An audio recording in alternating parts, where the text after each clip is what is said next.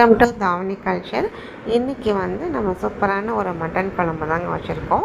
இங்கே பாருங்களேன், மட்டன் நல்லா வெந்து சூப்பராக இருந்துச்சு. இந்த குழம்பு ரொம்ப ஈஸி தாங்க. ஒரு 10-15 நிமிஷத்துலேயே ரெடி ஆயிரும்.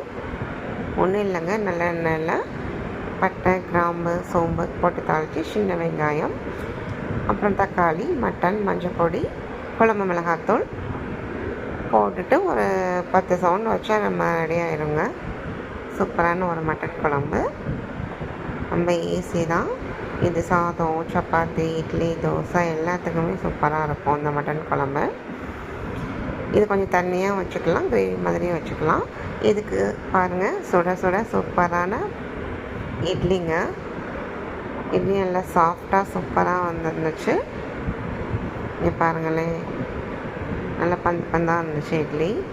அந்த இட்லிக்கும் அந்த மட்டன் குழம்புக்கும் அவ்வளோ சூப்பராக இருந்துச்சுங்க.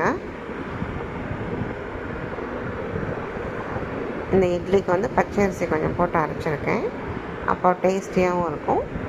இட்லி நல்லா பூ மாதிரி வெள்ளை வெள்ளையாக மல்லிகைப்பூ மாதிரி இருக்குங்க. இந்த தோசையும் நல்லா மொறுன்னு வரும் அந்த மாவில். இங்கே பாருங்கள், மட்டன் குழம்பு, சுட சுட இட்லி ரெடி ஆயிடுச்சு.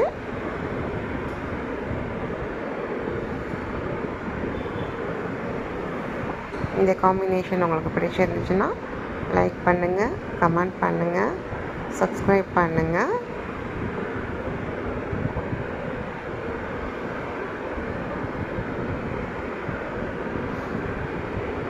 தேங்க்யூ.